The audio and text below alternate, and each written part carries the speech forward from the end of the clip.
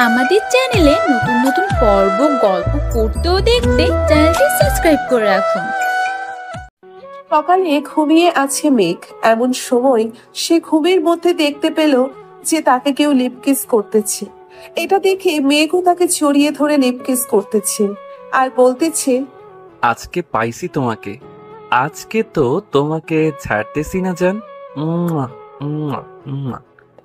এইভাবে কিছুক্ষণ যাওয়ার পর কে যেন মেঘের উপর পানি ঢেলে দিল। মেঘ ধরপড়িয়ে উঠে পড়ল বিছানা থেকে। আশেপাশে তাকিয়ে দেখে তার ছোট বোন দাঁড়িয়ে আছে। তাকে দেখে বলতে লাগলো, কিরে, তুই আমার গায়ে পানি ঢেলে দিলি কেন? তোকে তো আজকে আমি মেরেই ফেলবো। এমনিতেই শীত পড়েছে, আবার তুই আমার উপর ঠান্ডা পানি ঢেলে দিয়েছিস, তাই না? ঢালবো না তো কি করব? বিছানার দিকে একবার তাকিয়ে দেখো তো, তুমি কি অবস্থা করেছো বিছানাটার। হ্যাঁ, প্রতিদিন একটা একটা করে বালিশ ছেড়ো, আর আম্মু আমাকে দিয়ে পরিষ্কার করায়। সরি রে, আসলে আজকে সেই সুন্দর একটা স্বপ্ন দেখছিলাম। জানিস, মেয়েটা দেখতে পরীর মতো সুন্দর, ঠোঁট দুইটা গোলাপি গোলাপি। উফ, কি জোস লাগছিল জানিস। শরীরের কথা তো বাদ দিলাম, শরীরটা মনে হয় তুলো দিয়ে তৈরি করেছে আল্লাহ। এই শীতে যদি একটা বউ পাইতাম রে বইন, তাহলে তোকে অনেকগুলো চকলেট দিতাম।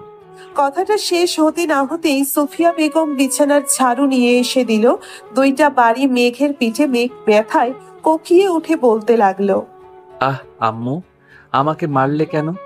আমি বুঝি ব্যথা পাই না? তরে মারবো না তো আর কারে মারবো? প্রত্যেকদিন তুই একটা না একটা জিনিস নষ্ট করিস। তোকে তো কোনো কিছুই কিনে দিব না এবার। ভেবেছিলাম বিয়ে দিয়ে দিব, কিন্তু তা আর দিব না। আম্মু, বিয়ে দিলে তোমার ছেলের কপালে বউ থাকবে কিনা সন্দেহ আছে, কারণ তোমার ছেলে স্বপ্নের মধ্যে যেই সব করেছে, যদি বউ পায় তাহলে তো কলার টিপে মেরে ফেলবে।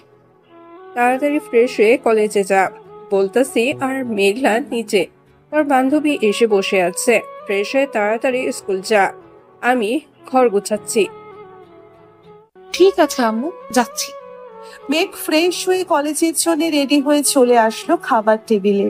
মেঘ খেয়াল করে নাই যে মেঘলার বান্ধবী সোফায় বসে বসে টিভি দেখতেছে। মেঘ খাওয়া দাওয়া করে তার বাইক নিয়ে সোজা চলে গেল কলেজ মাঠে। এইদিকে মেঘলাও রেডি হয়ে খাওয়া দাওয়া করে তার বান্ধবীকে নিয়ে বেরিয়ে গেল স্কুলের উদ্দেশ্যে। কিছু দূর যাওয়ার পর মেঘলার বান্ধবী বলতে লাগলো, আচ্ছা মেঘলা, ওইটা কি তোর ভাই ছিল নাকি? আর বলিস না, প্রতিদিন একটা না একটা কিছু করবেই। আজকে কোল বালিশ ছিঁড়ে ফেলেছে। সেই নাকি তার স্বপ্নে দেখেছে যে তাকে কোনো এক সুন্দরী মেয়ে এসে লিপ কিস করছে। বাহ বাহ, সুন্দর স্বপ্ন তো দেখে তোর ভাই। তাকে বিয়ে করিয়ে দে। আর এক্ষুনি তো বিয়ে করিয়ে দেওয়ার সময়। আশেপাশের লোকেরা দেখিস না, শীতের সময় বেশি বিয়ে করে। তাকে যদি বিয়ে দিই তাহলে মনে হয় না তার বউ এক সপ্তাহ আমাদের বাড়িতে থাকবে। আমাকে যে অত্যাচার করে, আবার তো সেটা তার বউ চুমু দিতে দিতে তাকে মেরেই ফেলবে। যাক, ভালোই হলো। আজকে মুডটা খারাপ ছিল, তোর কথা শুনে মুডটা একদম ঠিক হয়ে গেল। মেঘলা আর আফরিন চলে গেল ক্লাসে। এইদিকে মেঘ তার বন্ধুদের কাছে এসে ব্যাগটা ছুঁড়ে মারলো প্রান্তর বুকে আর বলতে লাগলো, জীবনটা মনে হয় স্বপ্ন দেখে দেখেই পার করে দিতে হবে। বিয়ের বয়স তো হয়েছে, আমার আম্মু আব্বু বিয়ে দেয় না কেন আমাকে বলতো? তোকে আবার বিয়ে দিবে তোর আম্মু আব্বু? তুই প্রতিদিন যা শোনাস আমাদের, আমার মতো মনে হয় না তুই এক সপ্তাহ ঘরে বউ রাখতে পারবি। তোর এই অত্যাচারে তোর বউ এমনিতেই পালিয়ে যাবে। আরে ইমতিয়াজ, শোন আমার কথা। বল। আগে দেখ না মেঘ কি স্বপ্ন দেখেছে, এরপর না হয় তাকে সুন্দরী মেয়ের ঠিকানা দিব। ঠিক বলেছিস ইমতিয়াজ। মেঘ, শুরু কর তোর প্রতিদিন রুটিন। তাহলে শোন কি দেখেছি আজকে। আজকে সেই সুন্দর একটা স্বপ্ন দেখেছি। জানিস, মেয়েটা দেখতে পরীর মতো সুন্দর, ঠোঁট দুইটা গোলাপি গোলাপি। উফ, কি জোস লাগছিল জানিস। কোমরটা কি বলবো, নায়িকা অপসরীর মতো সুন্দর কোমর। আর কি কি দেখেছিস বল বল, ডাব দেখিস নাই? দোষ শালা, এত দিকে খেয়াল ছিল নাকি আমার? আমি তো শুধু মেয়েটার ঠোঁটে কিস করছিলাম। যেই তার জামাটা খুলতে যাবে অমনি শেষ। বাকিটা আমি বলে দেই। তোর বোন মেঘলা এক বালতি পানি তোর উপরে ঢেলে দিয়েছে, তাই না? একদম ঠিক বলেছিস, কিন্তু আমার বোন যে আমার উপর পানি ঢাললো এটা তুই জানলি কি করে? স্বাভাবিক বিষয়। তুই যদি নিজেই খাওয়ার সময় আমাদের ফোন দিয়ে এটা বল দিস, তাহলে কি আমরা জানবো না? আমি ফোন দিয়েছিলাম নাকি তোদের? দিয়েছিলি। এখন তবে একটা সুন্দরী মেয়ের ঠিকানা দেই। আজকেই এই কলেজে ভর্তি হয়েছে। তুই যাকে নিয়ে প্রতিদিন সুন্দর স্বপ্ন দেখিস, এটাই হয়তো সেই মেয়ে। তাহলে দেরি করতেছিস, করেন এখনই দে। আমি তাড়াতাড়ি গিয়ে প্রপোজ করে আসি, পরে না হয় চুমো দিব লাইনে আসলে। ওই যে একটা মেয়ে দেখতেছিস না, একা দাঁড়িয়ে আছে বোরকা পরে, ওইটাই তো সুন্দরী পরী। তাড়াতাড়ি যা গিয়ে প্রপোজ করে দে, তা না হলে কিন্তু পরে দেখিস পাখি উড়াল দিবে। এখনই যাইতেছি, তোরা ভিডিও করে রাখ। ইমতিয়াজ তার ব্যাগ থেকে একটা ফুল বের করে দিল মেঘকে। এইদিকে মেঘ ফুলটা হাতে নিয়ে স্টাইল করে হাঁটতে হাঁটতে চলে গেল ওই মেয়েটার কাছে। আশেপাশে তাকিয়ে দেখে কেউ নেই, তাই মেঘ হাঁটু গেড়ে বসে প্রপোজ করতে লাগলো। আমি জানি না তুমি কোন রাজ্যের রাজকুমারী, আমি জানি না তোমার পরিচয়। আমি তোমাকে প্রতিদিন স্বপ্নে দেখি, তোমার ঠোঁটে কিস করি। তুমি কি হবে আমার রাজ্যের রাজকুমারী? তুমি কি হবে আমার মনের রাজকন্যা? আমি তোমাকে সুখে রাখবো। I love you. এটা বলে মেঘ চোখ খুলতেই দেখতে পেল একটা মহিলা বোরখা পরে দাঁড়িয়ে আছে এই জায়গায়।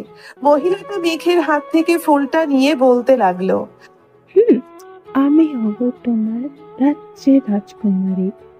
তুমি আমাকে ছেড়ে যেও না প্রিয়।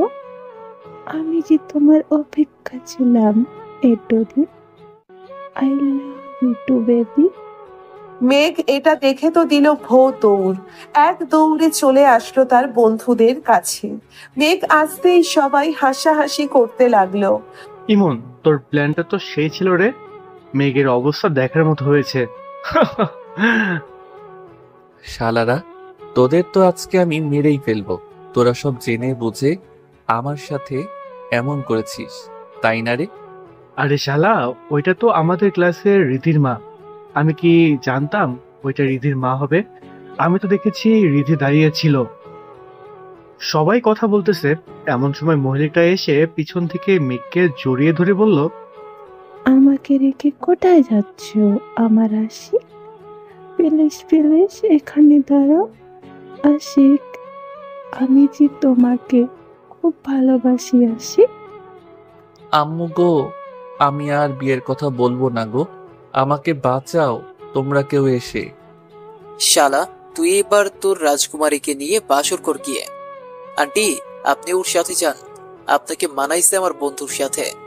আপনি যে এই বয়সে এত স্মার্ট ছেলের প্রপোজ পাবেন ভাবতেই পারি নাই। যা দুষ্টু ছেলে, আমাকে আন্টি ডাকছো কেন? আমাকে ভাবি ডাকবে ভাবি। চলো আমরা আসি, তোমাকে নিয়ে ঘুরে আসি সাত সমুদ্র তীর নদী। মহিলার কথা শুনে মেঘ তো কান্না করে দেওয়ার মতো অবস্থা। কোন রকম তার বাইকটা স্টাডি দিয়ে ওইখান থেকে কেটে পড়লো। মেঘ আর এইদিকে হাসাহাসি করতেছে সবাই। যাক, আজকে একটু বেশি মজা পেলাম। চাচি, এই ছেলেটা একটু বউ পাগল তো, তাই আর কি আপনার সাথে এমন করেছে। কিছু মনে করবেন না, আপনাকে তার মা ভেবে এটা বলেছে।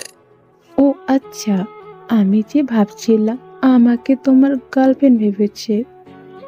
কালকে আমার আশিক এর জন্য আবার আসবো। এই কলেজে তোমরা কেউ কিছু বলবে না, বলে দিলাম। ঠিক আছে, কেউ কিছু বললো না, আপনি এখন যান। মহিলাটা চলে যেতেই সবাই ও চলে আসলো। ক্লাসে দুটো ক্লাস করে সবাই বেরিয়ে চলে আসলো মাঠে। চলুন এখন পরিচয় পর্বটা দিয়ে দেওয়া যাক। মেঘ হচ্ছে এই কলেজের টপার। সে আমার মুখে চাই বলে তাই করে দেখায়। এবার ইন্টার সেকেন্ড ইয়ারের ছাত্র সে। তার বন্ধুরাও সেম ক্লাসে পড়ে। এখন আপাতত এইটুকু থাক। এখন আপাতত এইটুকু থাক, বাকিটা আস্তে আস্তে জানতে পারবে। ধন্যবাদ। চলেন দেখি মেঘ এখন কোথায় আছে। বাইকটা নিয়ে সোজা চলে গেল কলেজের পিছনে। 2 ঘন্টা কাটতেই আবারও চলে আসলো কলেজের ভেতরে। এসে দেখে তার বন্ধুরা গাছ তলায় বসে আছে। তাদের কাছে গিয়ে জিজ্ঞেস করতে লাগলো, কিরে, মহিলাটা চলে গেছে নাকি? যাই নাই তো, তোর জন্য অপেক্ষা করতেছে, হয়তো লেকের পারে, তুই গিয়ে দেখা করে আয়। শালারা, তোরা সব জেনে বুঝে এই কাজ করেছিস, তাই না রে? তোর শালা, আমরা কি জানতাম ওটা রীতির আম্মু হবে? আমরা জানলে তো তোকে কখনোই পাঠাইতাম না। এখন এক কাজ কর, ক্লাস তো করবি না, চল কোথাও থেকে ঘুরে আসি। ঠিক আছে, চল তাহলে যাই। সবাই সবার বাইক নিয়ে চলে গেল নদীর পাড়ে। দুপুর 1টা বাজতেছে, সূর্যটাও উঠেছে। এখন সবাই নদীর পাড়ে বসে আড্ডা দিতেছে। এমন সময় ইমন বলতে লাগলো, মেঘ, সবাই কিছু কিছু করে টাকা দে, একটা বাংলা মদ নিয়ে আসি। আমি এসবে নাই, আমার আব্বু একবার জানতে পারলে আমাকে মেরেই ফেলবে। বাংলা মদ না এনে তাড়াতাড়ি আমার মনের মতো একটা মেয়ে বের কর, তাহলে এই শীতে আমার বিয়েটাও খেতে পারবি।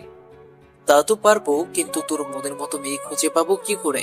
আমাদের একবার বলতো তোর মনের মতো মেয়ে কিরকম হবে। আমার মনের মতো মেয়ে হবে চিকন, ঠোঁট দুটো গোলাপি গোলাপি, যাতে দেখলেই কামড় দিয়ে নিয়ে আসতে মন চায়। আর আমার থেকে একটু খাটো হলেই চলবে, দেখতে কিন্তু সুন্দরী হতে হবে। শালারা দেখতে তো সুন্দরী হবে, তুই যা যা বলেছিস তাদের মধ্যে ছাড়া এইসব অন্য কারো মধ্যে থাকবে না, তাই না?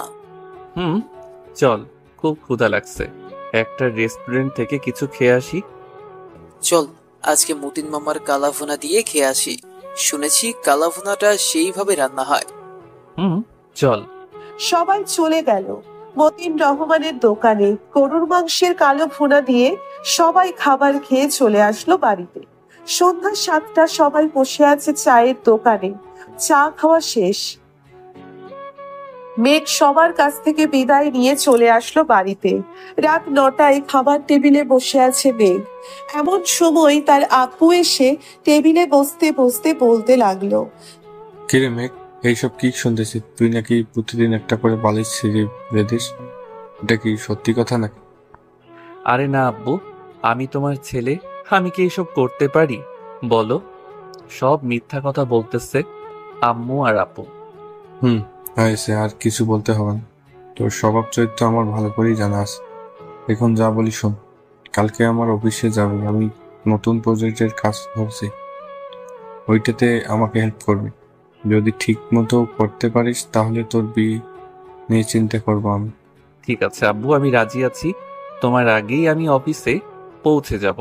মেঘ খাওয়া দাওয়া শেষ করে তাড়াতাড়ি ঘুমিয়ে গেল। এইদিকে সাইফুল চৌধুরী মেঘলাকে উদ্দেশ্য করে বলতে লাগলো, মেঘলা আফরিন তো তোর বান্ধবী, তাই না? তাকে আমার বেশ পছন্দ হয়েছে, আমি তার বাবা মায়ের সাথে কথা বলতেছি। আব্বু, আমরা তো মাত্র 10-এ পড়ি, এখনই যদি ভাইয়ার সাথে আফরিনের বিয়ে দিয়ে দাও তাহলে আফরিনের স্বপ্নটা পূর্ণই হবে না। সে চায় একজন বিজনেস ওমেন হতে। তা হতে পারবে, সমস্যা নেই। মেঘের সাথে থেকে সবকিছু শিখে যাবে, পরে না হয় আমার কাছে থেকে টাকা নিয়ে নিজে একটা অফিস তৈরি করবে। সকালে আফরিন আসবে, তুমি কথা বলে নিও। আর ভাইয়া যা করে, আফরিন থাকবে নাকি থাকবে না তার শিওর নেই। বিয়ে দিয়ে দিলে তো সব ঠিক হয়ে যাবে। এখন তুই গিয়ে ঘুমা, আর আফরিনকে মেসেজ দিয়ে বলে দে যে সকাল 6টার দিকে আসার জন্য। বাকিটা তুই তো বুঝেই গেছি কি করতে হবে।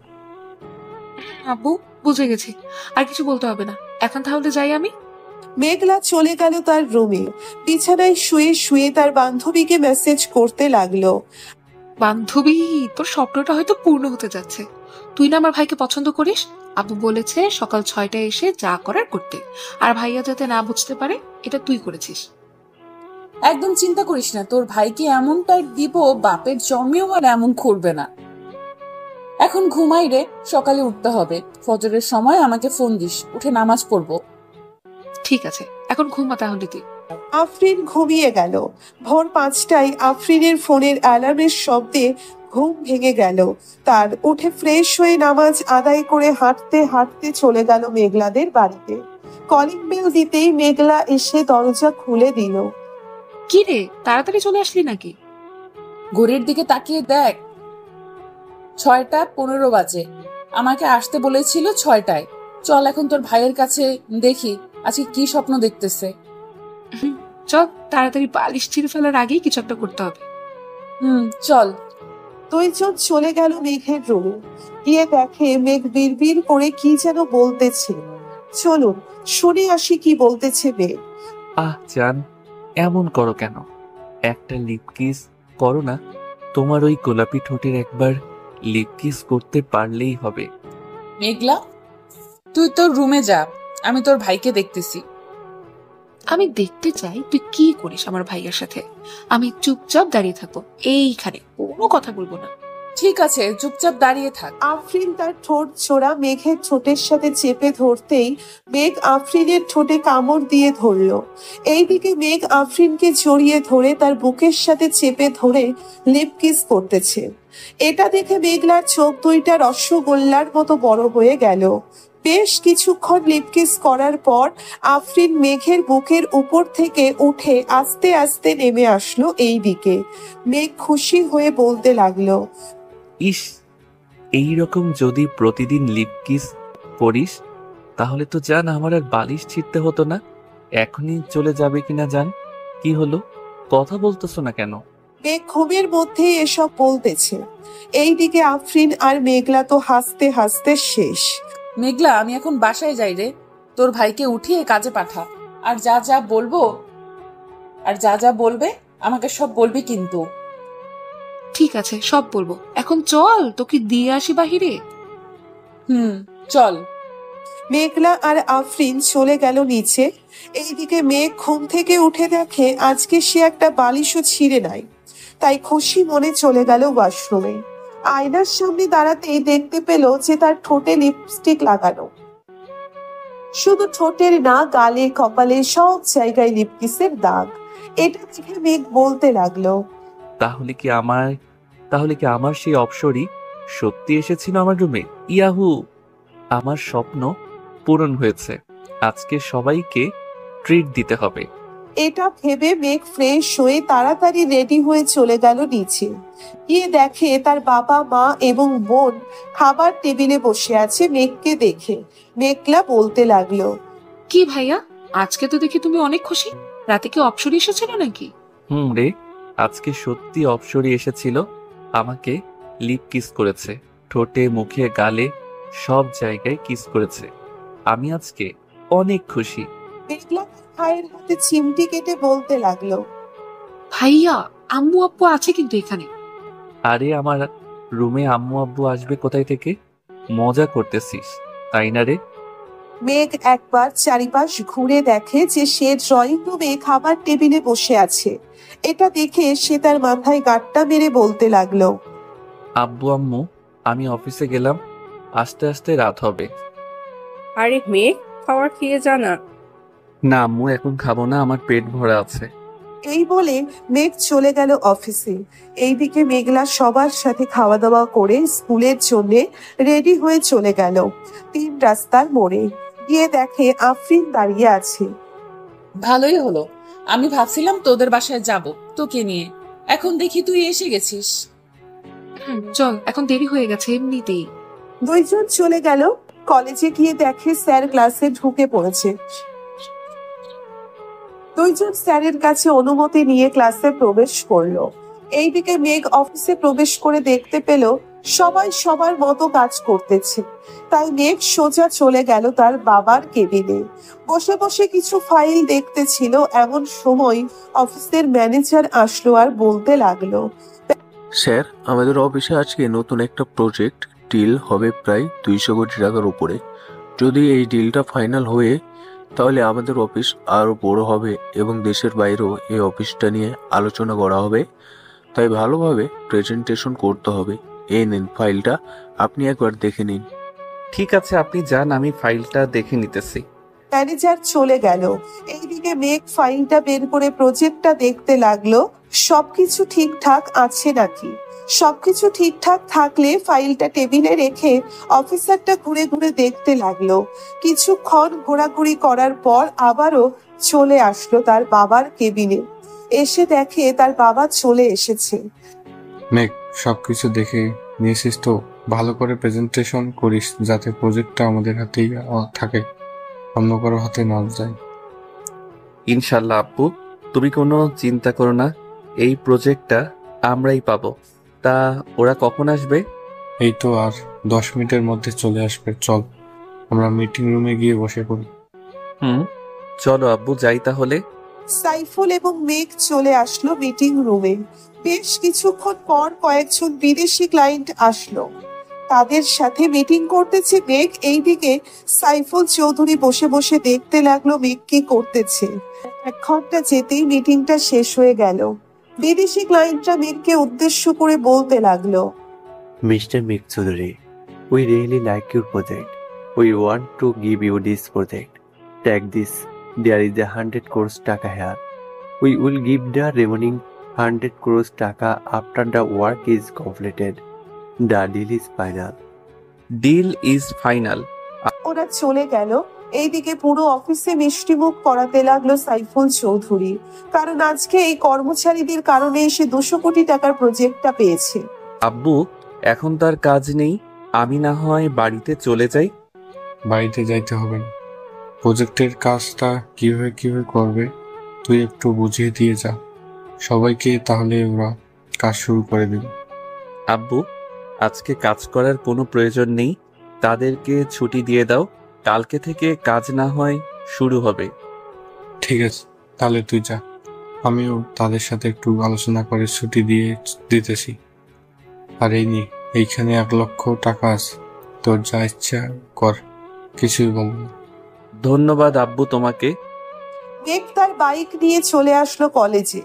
এখনো কলেজ ছুটি দেয় নাই, তাই কদম গাছের নিচে বসে আছে মেঘ। এমন সময় কালকের মহিলাটা আবার আসলো মেঘের কাছে। মেঘের কাঁধে মাথাটা রেখে বলতে লাগলো, আমার সোনা, আমার ময়না পাখি, কালকে আমাকে রেখে তুমি কোথায় পালিয়ে গিয়েছিলে? চলো না, তোমাকে নিয়ে রেস্টুরেন্টে যাই। আরে বইন, তুই আমার পিছু করা ছেড়ে দে। আমি ভুল করে তোকে প্রপোজ করে ফেলেছি, আমি তোর পায়ে পড়তেছি, তুই আমাকে ছেড়ে দে। মেঘ মহিলাটার পা ধরে মাপ চাইতেছে। এটা দেখে রিধি মেঘের কাছে এসে বলতে লাগলো, আরে মেঘ, তুমি আমার মায়ের কাছে মাপ চাইতেছো কেন? আমু মেঘ কি কিছু করেছে তোমাকে যে সে মাপ চাইতেছে? না রে রিধিমে, একটু মাপ চাচ্ছি না। আমি আসার সময় মাঠে পড়ে গিয়েছিলাম, মেঘ আমাকে এনে এখানে বসিয়েছে আর দেখছে আমার পায়ে কিছু হয়েছে কিনা। ধন্যবাদ মেঘ, আমার মাকে দেখে রাখার জন্য। চলো বাড়িতে চলে যাই, আর হয়তো ক্লাস হবে না। তুই গাড়িটা বের কর, আমি মেঘের সাথে কথা বলে আসছি। ঠিক আছে আম্মু। রিনি চলে যেতেই মহিলাটা মেঘকে উদ্দেশ্য করে বলতে লাগলো, আমার জান পাখি, রাগ করছো? আমার ওলে রাগ করে না, ওইটা তো আমার মেয়ে। তুমি তো আমাকে ভালোবাসো, তাই না জান পাখি? তোমার মেয়েকে একটু ভাবে ভালোবাসো। এখন যাও, আবার দেখা হবে কালকে। মহিলাটা চলে গেল। এইদিকে মেঘ রাগে সাপের মতো ফুসফুস করতেছে আর বলতেছে, শালার বন্ধু বান্ধব পাইছি, এখন তো তারাও দেখি আমাকে বাস দেয়। দিতে থাক দিতে থাক, আমি আমার অপসরীকে পেয়ে গেছি, আজকে আমাকে কিসও করেছে, আমি এতেই খুশি। শালা, তোকে তোর অপসরে কিস করে নাই, তোকে কিস করেছে ইঁদুর। শালারা সত্যি আজকে আমার অপসরী কিস করেছে আমাকে, তা না হলে আমি কি আর এইখানে থাকি? চল, আজকে ট্রিট দিব। আজকে আমাদের বলবি না তোর অপসরে কি কি করেছে তোর সাথে? বলবো তো, আগে রেস্টুরেন্টে চল, এরপর না হয় আমি সব বলবো তোকে। আজকে 2টা সুখবর আছে। তাহলে তো যেতেই হয়। তবে বিল কি তুই আমাদের হাতে ধরিয়ে দিবি নাকি আবার? না, যে আজকে আব্বু আমাকে 1 লক্ষ টাকা দিয়েছে, এই দেখ, বলেছে যা ইচ্ছা তাই করার জন্য। তোকে একটা ভালো কাজ দিই, করতে পারবি তুই? ভালো কাজ আবার করতে পারবো না কেন? বল, কি করতে হবে? আমাদের এলাকায় এতিমখানা আছে, ওইখানে প্রায় সব শিশু এতিম। তুই একটা গরু কিনে আন, 60 থেকে 70 হাজার দিয়ে ভালো একটা গরু আনা যাবে। বাকি যে টাকা থাকবে ওইটা আর আমরা কিছু দিয়ে না হয় এতিম বাচ্চাদের বিরিয়ানি করে খাওয়াবো। এখন তো শীত, তাদের জন্য না হয় একটা বড় বেড বানিয়ে নিয়ে আসি। কি বলিস তোরা? তা ঠিক বলেছিস, আগে চল গরু কিনে আনি। আমরা তো সবসময় ভালো ভালো খাবার খাই, একদিন না হয় তাদেরকে খাওয়ালাম। চল তাহলে বাইকগুলো যার যার বাড়িতে রেখে আসি। বাড়িতে রাখতে হবে না, বাজারের এক সাইডে পার্কে রাখলেই চলবে। চল এখন যাই। সবাই বাইক নিয়ে চলে গেল বাজারে। বড় দেখে একটা গরু কিনে নিল 90,000 টাকা দিয়ে। গরুটা হাঁটতে হাঁটতে নিয়ে চলে আসলো মেঘদের বাসায়। গরুটা হাঁটাতে হাঁটাতে নিয়ে চলে আসলো মেঘদের বাসায়। তাদের বাড়িতে গরু দেখে তার মা বলতে লাগলো, কি যে মেঘ, তুই কি এখন গরু লালন পালন করবি নাকি? না আম্মু, এটা এতিমখানার জন্য নিয়ে এসেছি। আজকে বড় একটা প্রজেক্ট পেয়েছি আব্বু, তাই আমাকে 1 লক্ষ টাকা দিয়েছিল। ওইটা দিয়েই আর কি ভাবতেছি এতিমখানা শিশুদের বিরিয়ানি করে খাওয়াবো। ভালো করেছিস, আমি না হয় কিছু টাকা দিব নে, ওই টাকাগুলো দিয়ে না হয় বাচ্চাদের জন্য কিছু কিনে আনিস। ঠিক আছে আম্মু, আমি এখন বাজারে যাব। আজকে রাতের মধ্যেই সবকিছু রেডি করে ফেলবো। ঠিক আছে, যা, আমিও কিছু খাবার দিয়ে দেই গরুটাকে। এই বলে সুফিয়া বেগম চলে গেল ঘরে। এইদিকে মেঘ তার দিকে বন্ধুদের নিয়ে চলে আসলো মাদ্রাসায়। মেঘকে দেখে হুজুর খুশি হয়ে গেল, কারণ মেঘ প্রতি মাসে বাচ্চাদের জন্য কিছু না কিছু দেয়। আসসালামু আলাইকুম হুজুর। ওয়ালাইকুম আসসালাম মেঘ, কেমন আছো? আর এই সন্ধ্যাবেলায় আসলে যে? আলহামদুলিল্লাহ ভালো আছি হুজুর। আমি এই মাদ্রাসার সকলকে বিরিয়ানি খাওয়াতে চাই, তাই একটা গরু কিনে এনেছি। এখন তো শীতকাল, তাই বাচ্চাদের জন্য জামা কাপড় আর বেডের ব্যবস্থা করতে চাচ্ছিলাম। আপনি কি বলেন? পেট তো তোমার আব্বু দিয়েছে, তোমার কিছু লাগবে না। মাদ্রাসার সকলের এক কালার ড্রেস যদি পারো তাহলে বানিয়ে দাও, তাতেই চলবে। ঠিক আছে, কালকেই সবার মাপ নিয়ে যাবে দর্জি। এখন যাই তাহলে হুজুর। মেঘ চলে গেল বাজারে, যা যা লাগবে সব কিছু কিনে নিয়ে চলে আসলো বাসায়। এই রাতে খাওয়া দাওয়া করে রুমে বসে আছে, এমন সময় মেঘলা প্রবেশ করলো মেঘের কেবিনে। মেঘলাকে দেখে মেঘ বলতে লাগলো, কিছু বলবে নাকি? ভাইয়া, অপসরের চেহারাটা দেখেছো নাকি? দেখে থাকলে বলো, আমি দেখি সেরকম মেয়ে পাই কিনা। তার মুখ তো আমি দেখি নাই, তবে আমি আন্দাজ করতে পারতেছি যে তার ডান গালে ছোট্ট একটা তিল আছে আর ঠোঁটের নিচে ছোট্ট একটা তিল আছে।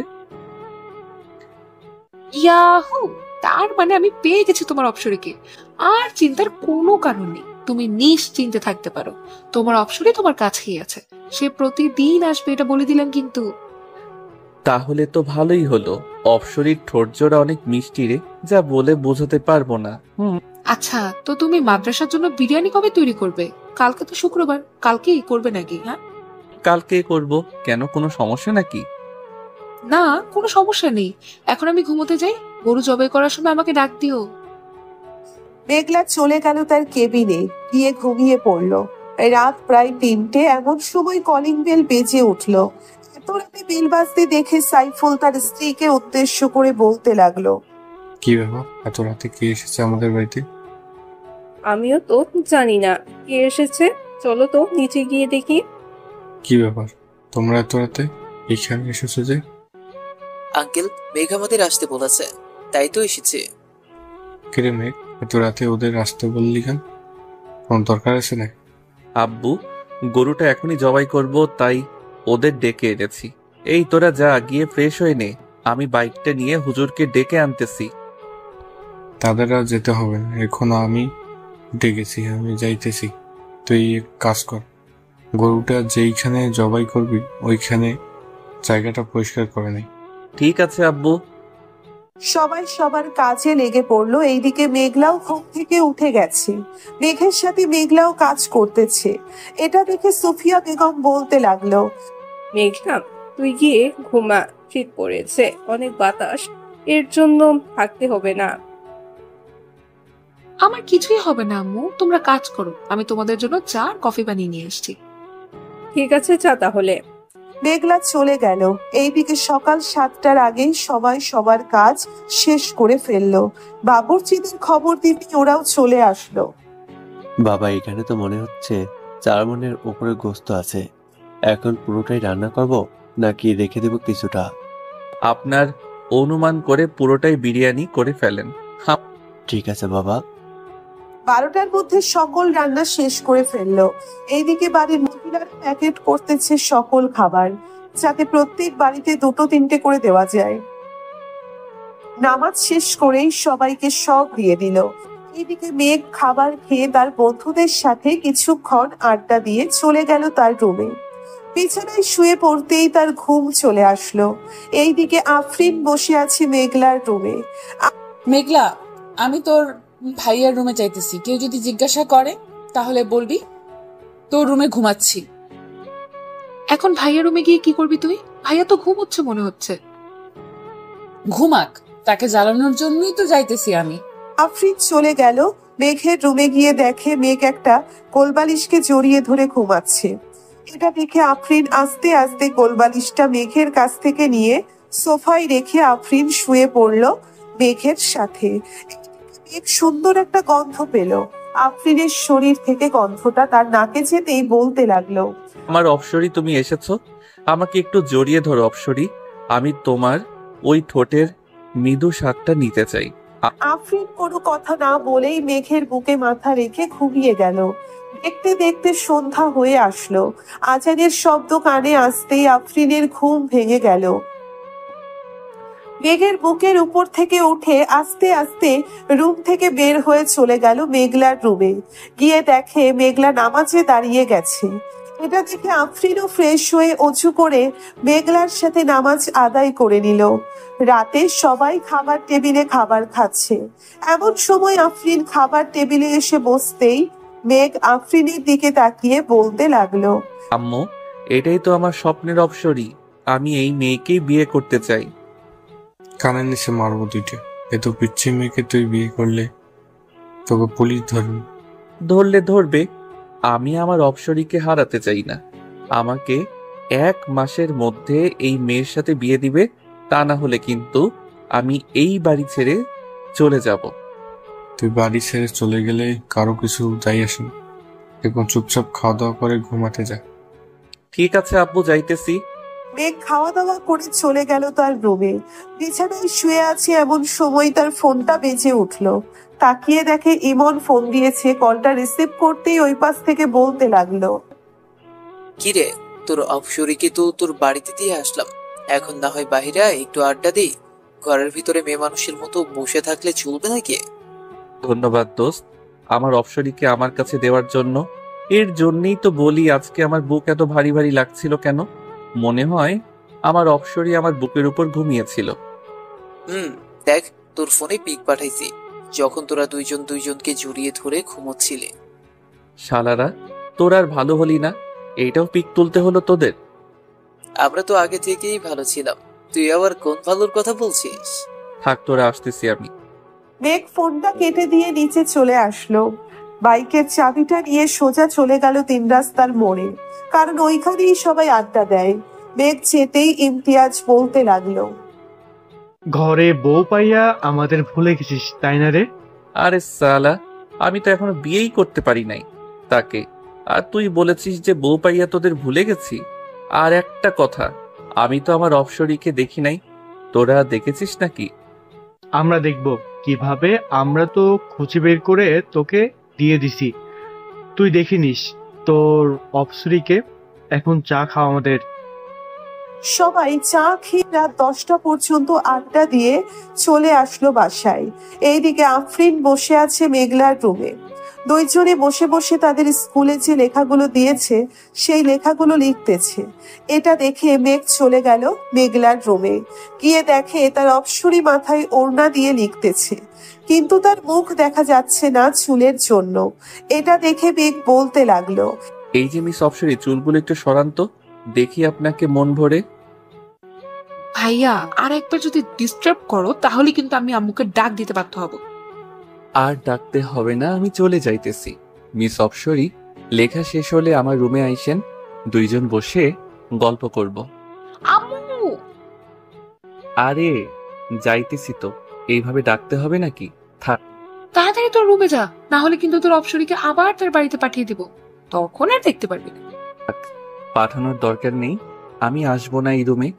এই বলে মেঘ চলে গেল তার রুমে। বিছানায় শুয়ে শুয়ে গেম খেলতেছে আর বলতেছে, আমার অপসরীকে আমার কাছ থেকে কেড়ে নিবে ওরা, তা কি করে হয়? আমি কখনোই হতে দিব না। আমার অপসরীকে আমার করেই ছাড়বো। এইসব বলতেছে মেঘ আর গেম খেলতেছে। রাত প্রায় 3টে। আফরিন মেঘের রুমে এসে দেখে মেঘ এখনো শুয়ে শুয়ে ফোন টিপতেছে। মেঘ দরজার দিকে তাকাতেই দেখতে পেল তার অপসরীকে। অপসরী, তুমি এসেছো, ভিতরে আসো। বাহিরে দাঁড়িয়ে আছো কেন? তুমি এত রাত অব্দি ফোন টিপো কেন? তাড়াতাড়ি ঘুমাও, না হলে কিন্তু আমি চলে যাবো এই বাড়ি থেকে। কোথায় যাইতে হবে না তোমার। অপসরী, তুমি এই বাড়িতেই থাকো, আমি এখনই ঘুমাচ্ছি। এই তো লক্ষ্মী ছেলের মতো কথা বললে তুমি। এখন তাহলে আমি গেলাম মেঘলার রুমে, আমি আবার আসবো একটু পর। যদি এসে দেখি তুমি না ঘুমাইছো তাহলে সকাল হলেই আমি চলে যাব। আফরিন চলে গেল মেঘলার রুমে। এইদিকে মেঘ ফোনটা রেখে ঘুমিয়ে গেল। প্রায় 30 মিনিট পর আফরিন আবার আসলো মেঘের রুমে। এসে দেখে মেঘ ঘুমিয়ে গেছে, তাই আফরিন দেরি না করে মেঘের বুকের উপরে শুয়ে পড়লো। এইদিকে মেঘ তার অপসরীকে জড়িয়ে ধরে বলতে লাগলো, আগে কখনোই এমন হয় নাই অপসরী, তুমি আমার জীবনে আসার পর থেকে সবকিছু পাল্টে গেছে। আমি তোমাকে নিয়ে বেঁচে থাকতে চাই অপসরী, আমি তোমাকে নিয়ে বেঁচে থাকতে চাই। মেঘের মুখে এমন কথা শুনে আফরিন আলতো করে মেঘের ঠোঁট কামড়ে ধরে চুষতে থাকে আর বলতে থাকে, আমিও যে তোমাকে প্রথম দেখাই ভালোবেসে ফেলেছি মেঘ। যেই দিন তোমার বুকে মাথা রেখে ঘুমিয়েছি ওই দিনের পর থেকে আমি একা ঘুমাইতে পারি না, সব সময় মন চায় তোমার বুকেই মাথা রেখে ঘুমাই। আফরিন মনে মনে এইসব বলতেছে আর মেঘের ঠোঁট জোড়া ললিপপের মতো চুষে চুষে খাচ্ছে। বেশ কিছুক্ষণ পর মেঘ ও আফরিনের ঠোঁট জোড়া চুষে খেতে লাগলো। ফজরের আজান কানে ভেসে আসতেই আফরিন মেঘের উপর থেকে উঠে যেতে যাবে, এমন সময় মেঘ আফরিনের হাত ধরে টান দিয়ে আবার বুকের সাথে চেপে ধরলো আর বলতে লাগলো, কোথায় যাচ্ছ এখন? আর একটু শুয়ে থাকো অপসরী। আজান দিতেছে, নামাজ পড়বো, আপনিও উঠে নামাজ পড়ে আসেন। ঠিক আছে যাও, আমিও যাচ্ছি। আফরিন চলে গেল মেঘলার রুমে। গিয়ে দেখে মেঘলা উঠে পড়েছে। ভাইয়ার রুমে গিয়েছিলে নাকি? তোমার ভাইয়ার রুমে গিয়েছিলাম, চলো নামাজ পড়ে নেই দুজন। বেশি কথা না বলে দুইজন নামাজ আদায় করে নিল। সকালে মেঘ খাওয়া দাওয়া করে চলে গেল কলেজে। গিয়ে দেখে তার বন্ধুরা আগে থেকেই বসে আছে। মেঘকে দেখে ইমন বলতে লাগলো, কি রে, কি হয়েছে? তোকে আজকে এত খুশি খুশি লাগতেছে কেন? তোর অপসরী আদর করেছে নাকি? আদর মানে? অনেক আদর করেছে আমার অপসরী আজকে আমাকে। ওর ঠোঁট দুইটা এমন ভাবে খাচ্ছিলাম মনে হয় কমলার চিড়ের মতো চুষে চুষে খাচ্ছিলাম। কি রে ইমতিয়াজ, তাহলে তো আমাদেরও লাইন লাগাতে হবে। আমার বন্ধু যখন এইসব বলতেছে আমাদের তো লাউস লেগে গেছে। লালুস তো লাগবেই, আমার বউ হচ্ছে সবার থেকে সুন্দরী। এই তোর বউ আবার সবার থেকে সুন্দরী? ওই দেখ আসতেছে, তাড়াতাড়ি পালা গিয়ে, তা না হলে তোকে ধরে ফেলবে। মেঘ পিছনে ফিরতেই দেখতে পেল রিধির আম্মু আসতেছে, তাই মেঘ দৌড়ে চলে গেল ওয়াশরুমে। এইদিকে রিধির আম্মু সবার কাছে এসে বলতে লাগলো, কি ব্যাপার, আমার আশিককে না এইখানে দেখলাম, সে কোথায় গেছে? তাকে একটু ডাকে দাও, আমার আশিককে নিয়ে আমি লন্ডনে যাব ঘুরতে। চাচি, লন্ডনে না গিয়ে কক্সবাজারে চলে যান, ওইখানে আপনাদের কেউ ডিস্টার্ব করবে না। তাই তো যাবা, তোমার বন্দুককে বের করে দাও, আমার লাল মামুনিকে বের করে দাও। কোথায় আমার লাল মামুনি? আমার কাছে আসো। এই বলে রিধির আম্মু চলে গেল তার মেয়ের কাছে। মেঘ 3 তলা থেকে দেখতেছে গাছের নিচে রিধির আম্মু আছে নাকি। ওনাকে না দেখতে পেয়ে মেঘ নিচে চলে আসলো আর বলল, আমাকে তোরা কোথায় ফাঁসিয়ে দিলি বলতো? এই মহিলাটা তো আমাকে মেরেই ফেলবে। আমার অপসরি যদি জানতে পারে আমি এই মহিলাকে প্রপোজ করেছি, তাহলে তো আমার অপসরি আমার কাছ থেকে দূরে সরে যাবে। এটাই তো ভালো হবে। পরে আমি তোর অপসরীকে নিয়ে আসবো, কি বলিস তোরা? ইমনের কথা শুনে সবাই হাসতে লাগলো। বেশ কিছুক্ষণ এইভাবে হাসাহাসি করলো সবাই। এমন সময় মেঘের ফোনটা বেজে উঠলো। তাকিয়ে দেখে তাদের অফিসের ম্যানেজার ফোন দিয়েছে। মেঘ কলটা রিসিভ করতেই ওই পাশ থেকে ম্যানেজার বলতে লাগলো, স্যার, আপনার আপু গাড়ি অ্যাক্সিডেন্ট করেছে, আপনি তাড়াতাড়ি চলে আসেন এনকে মেডিকেল হসপিটালে। আমরা ওইখানেই স্যারকে ভর্তি করিয়েছি। ঠিক আছে, আমি এখনই আসতেছি। আর আপনি বাড়িতে জানায়েন না, কিন্তু বাড়িতে জানালে সবাই টেনশন করবে। ঠিক আছে স্যার, আমি জানাবো না। মেঘ ফোনটা কেটে দিয়ে তার সকল বন্ধুদের নিয়ে চলে আসলো। হাসপাতালে এসে দেখে ম্যানেজার অপারেশন থিয়েটারের বাহিরে দাঁড়িয়ে আছে। মেঘকে দেখে ম্যানেজার বলতে লাগলো, স্যারের মাথায় একটু আঘাত পেয়েছে, তাই হাত কিছু খাস ঢুকে গিয়েছে, এগুলো বের করতেছে ডক্টর। এর বেশি কিছু হয় নাই তো আব্বুর? না, এর বেশি কিছু হয় নাই। পিছন থেকে একটা গাড়ি এসে স্যারের গাড়িতে মেরে দিয়ে চলে গিয়েছে। ইমন, খোঁজ লাগাতো কার গাড়ি ছিল ওইটা। পুলিশ সবকিছু দেখতেছে, কাউকে কোথাও যাইতে হবে না। ঠিক আছে। আর আব্বুর সাথে তো সব সময় আপনি থাকতেন, তাহলে আপনি যান নাই কেন আব্বুর সাথে? আমিও যাওয়ার জন্য গাড়িতে উঠছিলাম, পরে স্যার বলতেছে ভুলে ফাইলটা তার কেবিনে ফেলে এসেছে। আমি এইটা নিয়ে এসে দেখি স্যার চলে গিয়েছে। পরে ফোন দিতেই জানতে পারি যে স্যারের অ্যাক্সিডেন্ট হয়েছে। ও আচ্ছা। সবাই কথা বলতেছে এমন সময় ডাক্তার অপারেশন থিয়েটারের ভিতরের থেকে বের হয়ে বলতে লাগলো, তেমন বেশি আঘাত পায় নাই। আমরা ওনাকে ড্রেসিং করে দিয়েছি আর কিছু ওষুধ দিয়েছি, ওইগুলো খাইলেই ইনশাল্লাহ ঠিক হয়ে যাবে। আব্বুকে কি আজকেই বাড়ি নিয়ে যাইতে পারবো নাকি এইখানে রাখবেন কয়েকদিন? তেমন বেশি আঘাত পায় নাই, তাই এখানে রেখে কি করবেন? তার চেয়ে বাড়িতে নিয়ে যান, সবার সেবা যত্ন পেয়ে তাড়াতাড়ি সুস্থ হয়ে উঠবে। ঠিক আছে স্যার। ম্যানেজার আঙ্কেল, আপনি হাসপাতালের বিলটা দিয়ে অফিসে চলে যান, আর যদি কোনো কিছু দরকার হয় তাহলে আমাকে ফোন দিবেন, আমি গিয়ে সমাধান করে আসবো। স্যার, আজকে একটা মিটিং ছিল, এই মিটিং তো স্যার করতে পারে নাই। আমি ওনাদেরকে জানিয়ে দিয়েছি, ওনারা বলেছে কালকে মিটিং করবে সকাল 10টায়, আপনি চলে আসেন। ঠিক আছে, এখন তাহলে আমি যাই।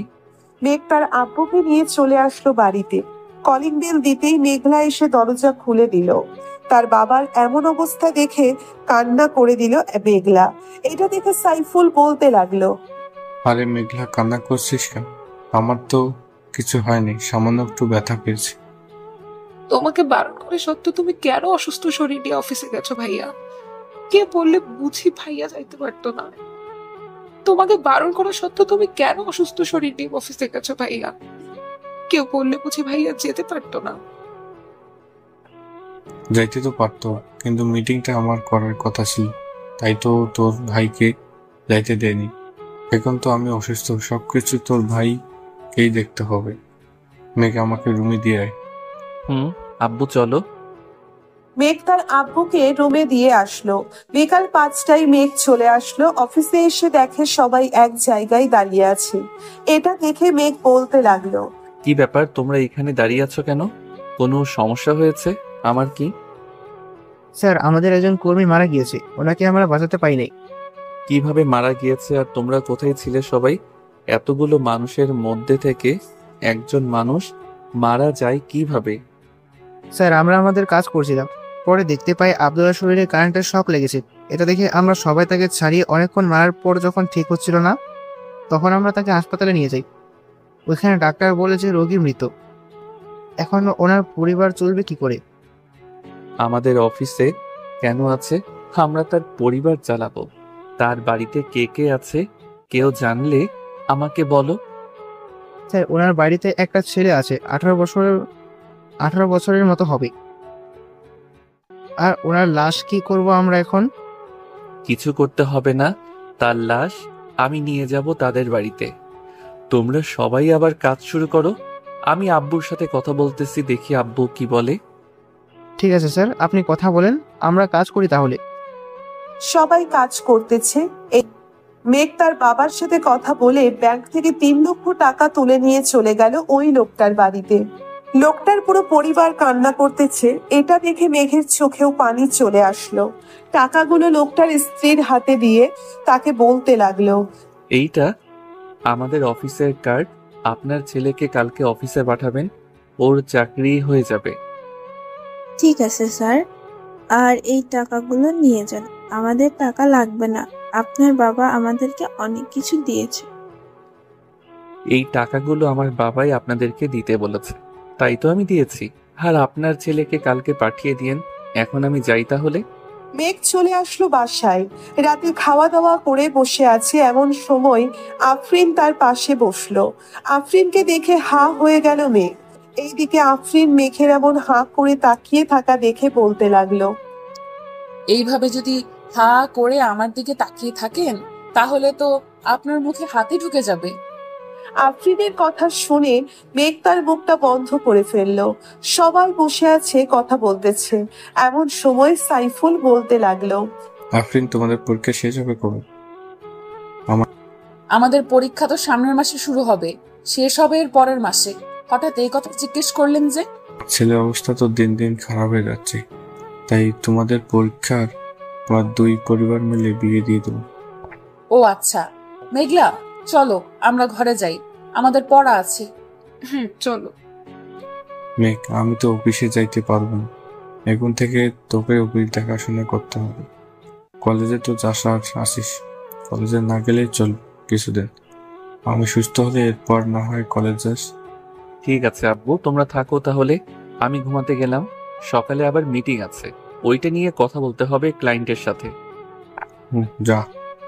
আর এই নেই পেন ড্রাইভ, এটার ভিতরে সবকিছুই আছে। কাজটা কিভাবে বুঝতে হবে তুই একবার দেখলে আশা করি বুঝে যাবে, আমাকে আর বোঝাতে হবে না। আব্বু। মেঘ চলে গেল তার রুমে। গিয়ে দেখে আফরিন বসে আছে। মেঘকে দেখে এক সাইডে গিয়ে বসে পড়লো আফরিন। মেঘ একবার আফরিনের দিকে তাকিয়ে তার ল্যাপটপটা নিয়ে বসে বসে কাজটা দেখতে লাগলো। এইদিকে আফরিন এক পলকে তাকিয়ে আছে মেঘের দিকে। এটা মেঘ খেয়াল করে, তাই আফরিনের উদ্দেশ্য করে বলতে থাকে, কিছু বলবে নাকি এইভাবে তাকিয়ে আছো যে? আমি আপনার কোলে বসতে চাই, আপনি কাজ করবেন আর আমি দেখব। ঠিক আছে, আগে দরজাটা বন্ধ করে আসো, এরপর না হয় বইসো। আফরিন দরজাটা বন্ধ করে এসে মেঘের কোলে বসে পড়লো। এইদিকে মেঘ আফরিনকে জড়িয়ে ধরে কাজ করতেছে। এটা আর আফরিন বারবার মেঘের ঠোঁটে, গালে, কপালে কিস করতেছে। এই তোমার এই দুইটা এত ছোট কেন?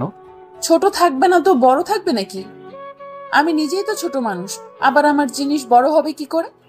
একবার বিয়েটা হতে দাও, দেখবে সুর করে বড় হয়ে যাবে। যা দুষ্টু কোথাকার, আমার বুঝি লজ্জা করে না এসব শুনে?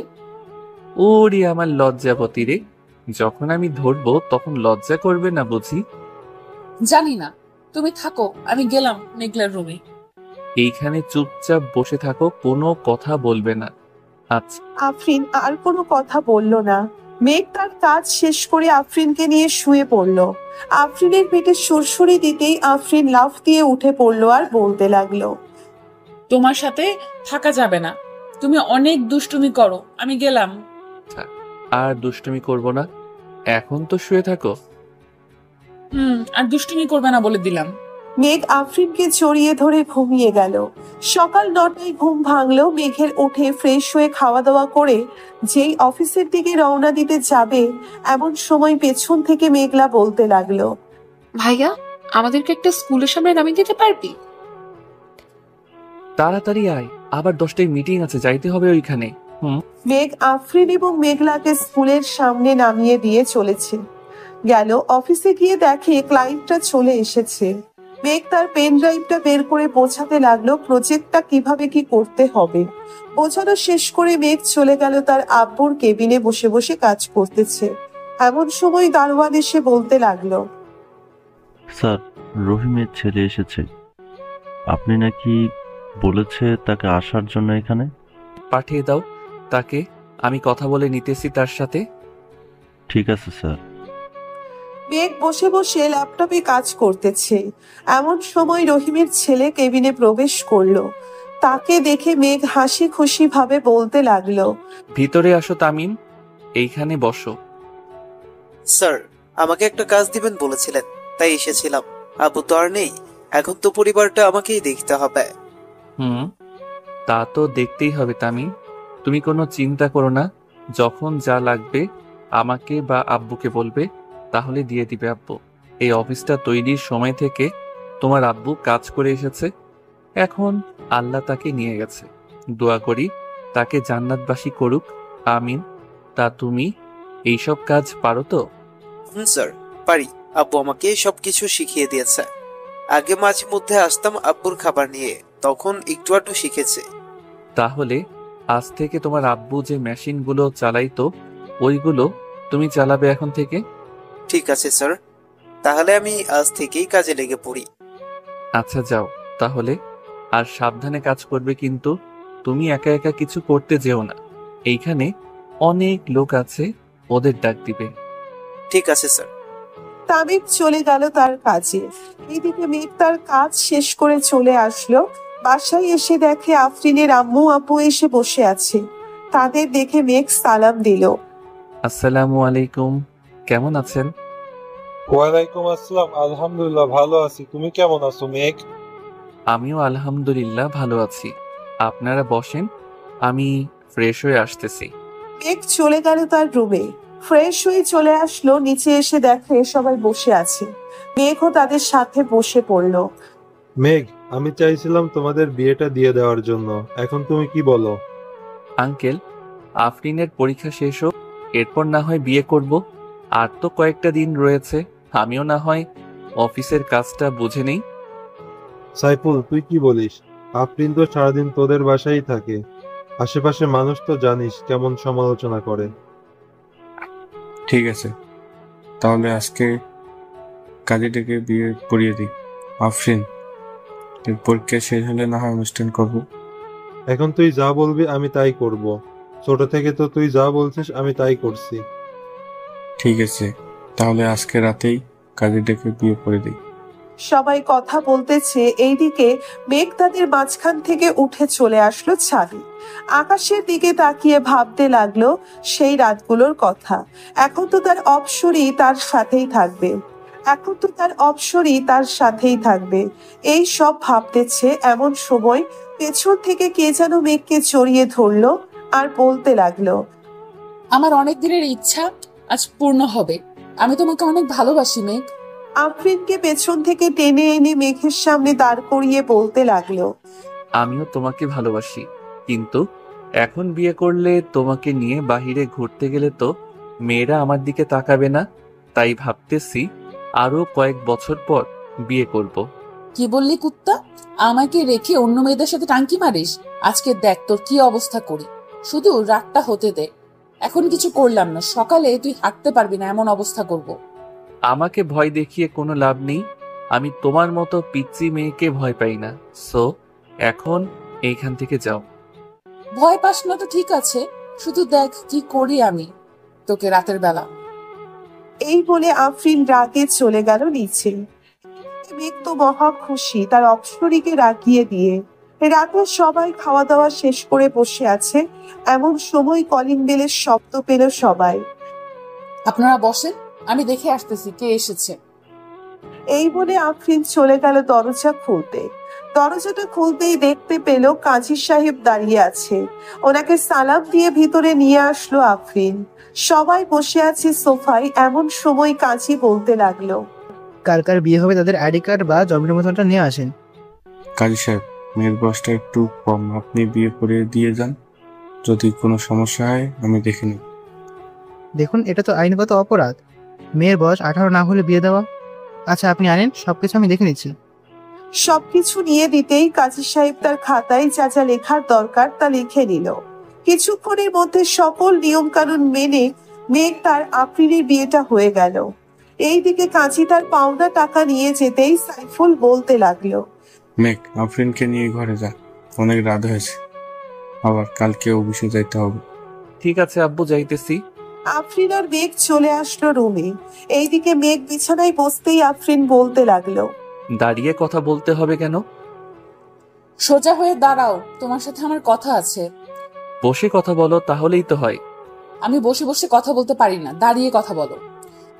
মেঘ দাঁড়াতেই আফরিন বিছানায় ঝাড়ু দিয়ে মেঘকে পিটাতে লাগলো আর বলতে লাগলো, ঘরে এত সুন্দর একটা বউ থাকতে তুই অন্য মেয়েদের দিকে তাকাস, আজকে তোর চোখ তুলে নিব।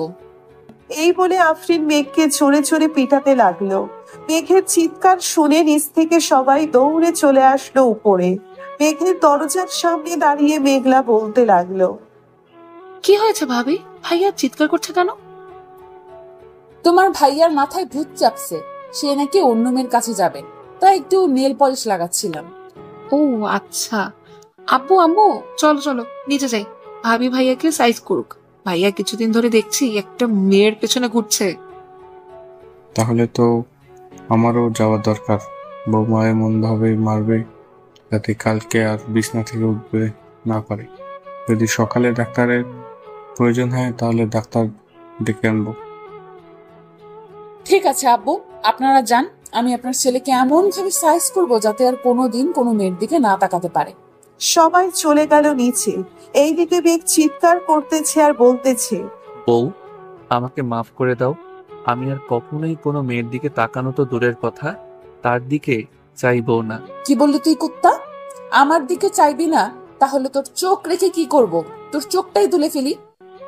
ও মা গো, বাঁচাও গো। ও আল্লাহ গো, আমাকে বাঁচাও এই ডাইনি মেয়ের হাত থেকে। আগে তো শান্ত শিষ্ট ছিল, এখন এটা তো একটা আস্তা ডাইনি হয়ে গেছে। ডাইনি তো আমি, এখন দেখ কি করি তোকে। কিছুক্ষণ মারার পর আফরিন ক্লান্ত হয়ে যায় আর বলতে থাকে, এখন কান ধরে উদ্বাস করবি 1000 বার। আমি সারা রাত শুয়ে শুয়ে দেখবো। ও বউ, একটু কম করা যায় না? আমি আর কখনোই এমন করব না, বললাম তো তোমাকে। ঠিক আছে, তুই যখন এটা বলতেছিস তাহলে তোর কথা মেনে নিলাম। যা, 200 বার কান ধরে উদ্বাস করবি। পরে কি করতে হবে আমি বলতেছি। এরপরেও আরো কাজ করতে হবে? জি মহারাজ, এরপরও কাজ করতে হবে। এখন তাড়াতাড়ি উঠবস করতে থাকেন তো। মেঘ উঠবোস করতে লাগলো। 200 বার কান ধরে উঠবোস করতে করতে তার হাঁটু যেন খুলে পড়ে যাবে এমন অবস্থা। কান ধরে উঠবোস করা শেষ হতেই কোনো রকম বিছানায় গিয়ে বসলো আর বলতে লাগলো, ওই অপসরে, এখন তো মাফ করো আমাকে, আমি যাই এখন ছাদে। কোথাও যাইতে হবে না, এখানে চুপচাপ বসেন। আমি নিচ থেকে আপনার জন্য খাবার নিয়ে আসতেছি। এতক্ষণ মারার পর হয়তো আপনার পেটের খাবার হজম হয়ে গেছে, আবার তো কান ধরে উদ্বাস করেছেন, এতে তো আরো বেশি। এই বলে আফরিন চলে গেল। নিচে গিয়ে দেখে মেঘলা একলা একলা মুভি দেখতেছে আর চিপস খাচ্ছে। মেঘলাকে দেখে আফরিন বলতে লাগলো, কি ব্যাপার, তুমি এখনো জেগে আছো যে? ঘুমাবে না নাকি? ঘুমাবো তো, মুভিটা শেষ হলেই ঘুমোতে চলে যাব। তার আগে আমাকে একটা কথা বলো, ভাইয়ার কি অবস্থা?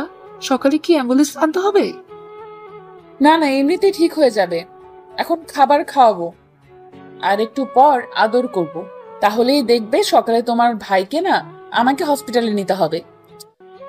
আপনি কি কম আছেন নাকি ভাইয়ার থেকে? আপনিও দেখিয়ে দিবেন আপনার শরীরেরও পাওয়ার আছে। কিরে, তুই আমাকে আপনি করে বলতেছিস কেন? আমি না তোর বেস্ট ফ্রেন্ড, তুই করে বলবি? তুই কি আর আমার বেস্ট ফ্রেন্ড আছিস? এখন তো আমার ভাবি হয়ে গেছিস, সেই হিসেবে তুই আমার বড়। আমি তোকে আপনি করেই বলবো। দিব কানের নিচে একটা। চল খাবার গরম করে আনি, তোরও হয়তো ক্ষুধা লেগেছে। এখন তো রাত বড়, মনে হয় যেমন 2-3 দিন চলে গেছে। আমারও এমনই মনে হয়। আচ্ছা চলো খাবার গরম করে ভাইয়াকে দিয়ে আসি। দুইজন চলে গেল রান্নাঘরে। খাবার গরম করে মেঘলার জন্য কিছু রেখে বাকিটা নিয়ে চলে গেল মেঘের রুমে। গিয়ে দেখে মেঘ নিজের পা ধরে কান্না করতেছে। আর বলতেছে, আল্লাহ গো, আমার কপালটা বুঝি পুড়ে গেল গো। এইটা কি বউ দিলা আমার কপালে। এখন তো আমাকে যখন তখন মারবে, আমি কিছুই করতে পারবো না। একদম ঠিক ধরেছো, আমি তোমাকে যখন তখন মারবো, কিন্তু তুমি আমার কিছুই করতে পারবে না। আমাকে যেমন মারবে তেমন আমিও তোমাকে মারবো। পরে বসে বসে শুধু কান্না করা ছাড়া আর কোনো উপায় নেই তোমার। এই দেখো, আমি এক চুমুকি 1 গ্লাস দুধ খেয়ে নিতে পারি। So, এখন বুঝে নাও আমার শরীরে কত শক্তি আছে। বুঝে গেছি, তোমার শরীরে অনেক শক্তি আছে। এখন আমাকে খাবার দাও, খুব ক্ষুধা লাগছে। মেঘ খাওয়া দাওয়া করে বিছানায় শুয়ে পড়ল। আফরিন থালা বাসন গুলো নিচে রেখে চলে গেল। ওপরে গিয়ে দেখে মেঘ বিছানায় চিৎপটাং শুয়ে আছে। এটা দেখে আফরিন আবার হাতে ঝাড়ু নিতেই মেঘ বিছানা থেকে লাফ দিয়ে সোফায় এসে বসে পড়ল আর বলতে লাগলো, সরি, আর কখনোই বিছানায় শুয়ে থাকবো না। তুমি একাই বিছানায় শুয়ে থাকো। আমি বিছানায় শুয়ে তো থাকবো, কিন্তু আমাকে বাবু গিফট তো করবে তুমি। তাড়াতাড়ি আসো, তা না হলে আবার কিন্তু শুরু করব তোমার উপর অত্যাচার। কিন্তু আমি তোমাকে বাবু গিফট করব কিভাবে? আমি তো এই সবের কিছুই বুঝি না। কি বললি তুই কুত্তা? আসিতেছি। মেঘ বিছানায় যেতেই আফরিন মেঘের ঠোঁট জোড়া তার দখল করে নিয়ে যেইভাবে পারছে ওইভাবেই চুষে চুষে খাচ্ছে। এইদিকে মেঘও কম কিসের, আফরিনের 2টা আপেলের মতো টিপতে থাকে আর ঠোঁট চুষতে থাকে। এইদিকে আফরিন ব্যথায় কোকিয়ে উঠে বলতে লাগলো, কি করতেছো? আস্তে টেপো, ব্যথা পাই তো। ব্যথা তো পাবেই, ছোট ছোট আপেলের মতো জিনিস তোমার ভালোভাবে ধরতেও পারি না। এটাই অনেক আমার জন্য। এখন যদি তোমার আরো বড় লাগে তাহলে বড় করে নাও, ব্যথা দিছে কে? এইদিকে মেঘ আফরিনের ঠোঁট চুষতেছে আর আস্তে আস্তে হাত দিয়ে আফরিনের জামা খুলতেছে। বেশ কিছুক্ষণ ঠোঁট চষার পর আফরিনের শরীরে চুমু খেতে লাগলো। এইদিকে আফরিন কেঁপে কেঁপে উঠতেছে। বেশ কিছুক্ষণ পর মেঘ তার মেডেল স্টাম্পটা আফরিনের মেইন জায়গায় ঠেকিয়ে দিল। এদিকে আফরিনের চিৎকার দিয়েই অজ্ঞান হয়ে গেল। মাগো, মরে গেলাম গো। এইদিকে মেঘ আফরিনকে ডাকতেছে, কিন্তু আফরিনের কোনো সাড়া শব্দ নেই। তাই মেঘ টেবিলের উপর থেকে পানির গ্লাসটা নিয়ে আফরিনের মুখে পানি ছিটিয়ে দিতেই আফরিনের জ্ঞান ফিরে আসলো আর বলতে লাগলো, এই কুত্তা, এইভাবে কেউ করে নাকি? আমি তো মরেই যেতাম আর একটুর জন্য। এটা তো কিছুই না, এখন দেখবে কি যে করি। এই বলেই মেঘ আফরিনের সাথে টি20 খেলতে লাগলো। কয়েক ঘন্টা খেলার পর মেঘ আফরিনের বুকের উপর শুয়ে পড়লো আর বলতে লাগলো, সরি জান, আমি বুঝতে পারি নাই তুমি যে প্রথমে এত ব্যথা পাবে। আর সরি বলতে হবে না, এখন ওঠো। পুরো বিছানা তো ব্লিডিং এ ভরে গেছে, তাড়াতাড়ি পানিতে ভিজিয়ে রাখতে হবে। আফরিনের উপর থেকে উঠে চলে গেল ওয়াশরুমে। ফ্রেশ হয়ে বাহিরে এসে দেখে আফরিন এখনো শুয়ে আছে বিছানায়। এটা দেখে মেঘ বলতে লাগলো, কি ব্যাপার, উঠবে না নাকি? এখনো যে বিছানায় শুয়ে আছো। অনেক ব্যথা করতেছে, উঠবো কি করে? তুমি এমন ভাবে করেছো যে থাকার বললাম না। আচ্ছা, আমি কিছু একটা করতেছি। এই বলে মেঘ চলে গেল মেঘলার রুমের সামনে। চুপি চুপি মেঘলার রুমে ঢুকে ফোনে লাইট লাগিয়ে দেখতে লাগলো ট্যাবলেটের বক্সটা কোথায়। এইদিকে মেঘলা তো ঘুমায় নাই, এক চোখ মেলে দেখতে লাগলো কে এসেছে। মেঘকে দেখে বুঝে গেল মেঘলা কিছু একটা হয়েছে, তাই মেঘকে উদ্দেশ্য করে মেঘলা বলল, ভাইয়া কি করছো আমার রুমে? মেঘলার গলার স্বর শুনে মেঘ চমকে গেল আর বলতে লাগলো, কই কিছু না তো, এমনি এসেছিলাম। কি হয়েছে বলো আমাকে। না মানে তোর বান্ধবী। হয়েছে, আর কিচ্ছু বলতে হবে না, তুমি এই রুমে ঘুমাও, আমি দেখছি। ঠিক আছে যা, আর যদি দরকার হয় ডাক দিস আমাকে। ঠিক আছে। মেঘলা গিয়ে দেখে আফরিন বিছানায় শুয়ে আছে চুপ করে। আফরিনের কাছে গিয়ে শরীরে হাত দিয়ে দেখতে লাগলো জ্বর এসেছে কিনা। এইদিকে আফরিন মেঘলাকে দেখে বলতে লাগলো, কি ব্যাপার, তুই এত রাতে এইখানে? কি হয়েছে আমাকে বল, আমি দেখছি। অনেক ব্যথা করতেছে রে, তাই তোর ভাইকে পাঠিয়েছিলাম ব্যথার ট্যাবলেট আনতে। এখন তোর ভাইয়া তো আসলো না। পিরিয়ড হয়েছে নাকি? না, ওইগুলো হয়েছে, বুঝে গেছি, আর কিচ্ছু বলতে হবে না, একটু ওয়েট কর, আমি আনছি এক্ষুনি। মেঘলা চলে গেল তার রুমে, একটা ব্যথার ট্যাবলেট তার ভাইয়ের হাতে ধরিয়ে দিয়ে বলতে লাগলো, এই নাও, এটা ভাবিকে খাইয়ে দাও, তাহলে ব্যথা কমে যাবে। ঠিক আছে, তুই ঘুমা তাহলে। মেঘ চলে গেল তার রুমে। আফরিনকে ঔষধটা খাইয়ে দিয়ে শুয়ে পড়ল তার পাশে। সকাল 10টায় মেঘ ঘুম থেকে উঠে চলে আসলো নিচে, এসে দেখে সবাই বসে আছে আর কি নিয়ে যেন আলোচনা করতেছে। মেঘকে দেখে তার বাবা বলতে লাগলো, মেঘ, ওরা হচ্ছে আমার বিজনেস পার্টনার, বাইরের দেশ থেকে এসেছে। এখন এদের সাথে একটু মিটিং করতেছি, তুইও বসে শুন। ঠিক আছে আব্বু। মেঘও বসে শুনতে লাগলো। মিটিং শেষ হতেই সবাই চলে গেল। এইদিকে মেঘ খাওয়া দাওয়া করে চলে আসলো অফিসে। দেখতে দেখতে কেটে গেল 2 মাস। সন্ধ্যা 7টায় মেঘ অফিস থেকে বাড়ি ফিরতেই আফরিন বলতে লাগলো, মেঘ, অনেকদিন তো হলো বাইরে গিয়ে ফুচকা খাওয়া হয় না, চলো বাইরে গিয়ে ফুচকা খেয়ে আসি। আচ্ছা, তুমি আর মেঘলা রেডি হয়ে নাও, আমি এখনই আসতেছি ফ্রেশ হয়ে। ঠিক আছে। মেঘ চলে গেল ফ্রেশ হতে। ফ্রেশ হয়ে নিচে আসতেই দেখতে পেল 2জন কালো বোরখা পরে বসে আছে সোফায়। 2জনকেই পুরোই অপসরী লাগতেছে। মেঘ তাদের 2জনের কিছুক্ষণ প্রশংসা করে নিয়ে চলে আসলো বাহিরে। যেই গাড়িতে উঠতে যাবে এমন সময় আফরিন বলল, এখন আর গাড়ি নিতে হবে না, আজকে না হয় আমরা রিক্সা দিয়ে যাই। ঠিক আছে, চলো তাহলে। মেঘ একটা রিক্সা ডেকে 3জন চলে আসলো আর পার্কে। এইখানে সবাই জোড়ায় জোড়ায় বসে আছে। কিছুক্ষণ ঘোরাঘুরি করে 3জন ফুচকা খেয়ে চলে আসলো বাসায়। রাতে খাওয়া দাওয়া করতেছে এমন সময় সাইফুল বলতে লাগলো, মেঘ, সামনের শুক্রবার তোদের বিয়ে রেডি থাকিস তোরা।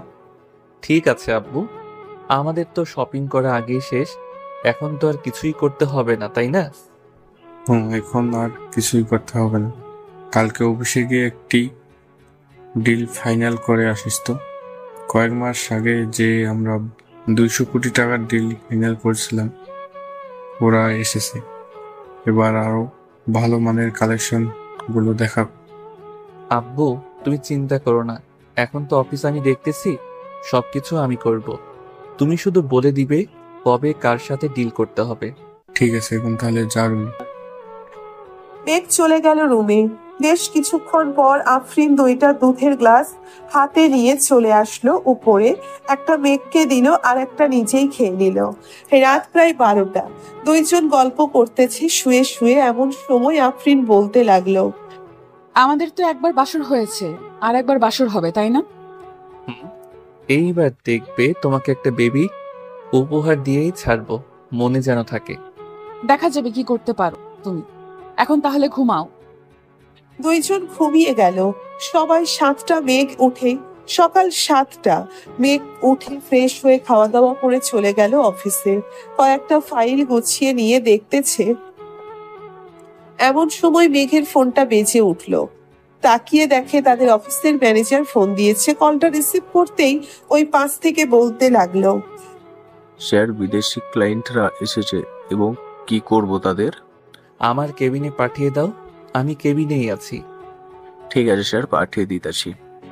মেঘ বিদেশি ক্লায়েন্টদের সাথে কথাবার্তা বলে 5 বছরের একটা ডিল ফাইনাল করে নিল। দেখতে দেখতে কেটে গেল 6 দিন। 2 বাড়িতে বিয়ের আয়োজন, মানুষ ভর্তি 2 বাড়িতেই। মেঘের হলুদ সন্ধ্যা শেষ হতেই মেঘদের বাড়ি দেখে কয়েকজন চলে গেল আফরিনদের বাড়িতে। ওইখানে হলুদ সন্ধ্যা শেষ হয়ে গেল। রাত পেরিয়ে সকাল হতে বিয়ের আয়োজন, রান্না বান্নার দিকে খেয়াল রাখতেছে আফরিনের চাচা। দুপুর 12টায় মেঘ রেডি হয়ে বসে আছে তার বন্ধুদের অপেক্ষায়, কখন আসবে তারা।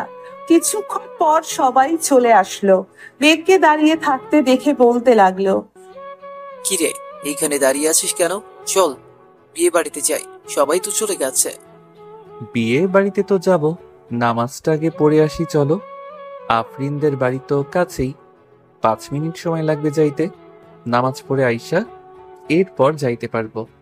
সবাই চলে গেল মসজিদে নামাজ আদায় করে চলে আসলো বাসায়। মেঘের সকল বন্ধু বান্ধব বসে আছে গাড়িতে। মেঘ যেতেই ইমন বলতে লাগলো, সবাই শোন, এবার কিন্তু মামাকে প্রোটেকশন দেওয়া যাবে না। এটা নিয়ে মামার কিন্তু দ্বিতীয়বার বাসর হবে। এখন সবাই ঠিক করে নেই কি দেওয়া যায়। আরে এটা রাতে দেওয়া যাবে, এক্ষুনি এত তাড়াহুড়া করছিস কেন? আগে বিয়েটা খেয়ে নেই, এরপর না হয় দেওয়া যাবে। শালা বিয়ে করে একটা। সবাই হাসাহাসি করতে করতে চলে আসলো বিয়ে বাড়িতে। গেট ধরে দাঁড়িয়ে আছে মেঘের সকল শালীরা। এইদিকে 2 তলার বারান্দায় আফরিন মেঘকে নামিয়ে গেটের সামনে আসতেই আফরিন লেজার লাইট দিয়ে বুঝিয়ে দিল যাতে কোনো মেয়েদের দিকে না তাকায়। মেঘও তাকালো না। খাওয়া দাওয়া শেষ করে আগের সকল নিয়ম মেনে আফরিনকে নিয়ে চলে আসলো বাসায়। দুজন এর আগে বিয়ে করিয়ে দিয়েছে, তাই আর কাছেই ডাকে নাই। রাতে সবাই বসে আছে ছাদে। এমন সময় আফরিন আসলো আর বলতে লাগলো, তোমার তো আমাদের গিফট দাও নাই, আমাদের গিফট দাও। ভাবি এটা কিন্তু ঠিক না, আপনি আয়েশা গিফট চাইতেছেন, আমরা কিন্তু দিব না। ঠিক আছে, তাহলে তোমাদের গিফট তোমাদের কাছে রাখো, আমার জামাইকে দিয়ে দাও। রাত তো 1টা বাজে, বাসর তো করতে হবে, তাই না? এই বলে আফরিন মেঘকে টানতে টানতে নিয়ে চলে আসলো বাসর ঘরে। দরজাটা লাগিয়ে দিয়ে দুইজন অজু করে 2 রাকাত নফল নামাজ পড়ে নিল। আফরিন নামাজ আদায় করে খাটের উপরে বসে আছে। বেশ কিছুক্ষণ পর মেঘ আফরিনের পাশে গিয়ে বসলো আর বলতে লাগলো, বউ, ও বউ, আজকে আদর করলে হয় না নাকি? আদর করবি না মানে? তোর আদর করতেই হবে, এখন শুরু করবি। রাত বাজে এখন 1:35, ভোর 4:45 আদর শেষ করে উঠবি। ঠিক আছে, প্রস্তুত হও তুমি। আমি কিন্তু আজকে তোমার ওই আপেলগুলোতে অনেক কামড় দিব। আমি রেডি আছি, যা ইচ্ছা করতে পারো, করো। মেঘ আফরিনের শাড়ি খুলে ফেলে দিল নিচে। ঠোঁটে কিস করতে করতে নামতে লাগলো নিচের দিকে। বুকের কাছে এসে আফরিনের আপেলগুলোতে কামড় দিতে লাগলো। এইদিকে আফরিন ব্যথায় কোকিয়ে উঠে পড়ল। ওই কুত্তা, কামড়ও দিবি আবার জোরে জোরে টিপতেও থাকবি, আমার বুঝি ব্যথা করে না? ব্যথা করার জন্যই তো বাসর করব আজকে। এই বলে মেঘ আফরিনের শরীরের যেখানে সেখানে কামড় দিতেছে আর চুমু দিতেছে।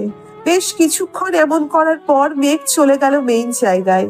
মেঘের মেডেল স্টাম্পটা সেট করে আফরিনকে কোলে তুলে নিয়ে আদর করতে লাগলো। এইদিকে আফরিন চিৎকার করতেছে, কিন্তু মেঘের থামার কোনো নাম নেই। মেঘ তার কাজ চালিয়ে যাইতেছে। দুইজন রোম্যান্স করতে থাকুক, এখন আমরা বিদায় নিই। আজকের গল্পটা এই পর্যন্তই। সবাই ভালো থাকুন।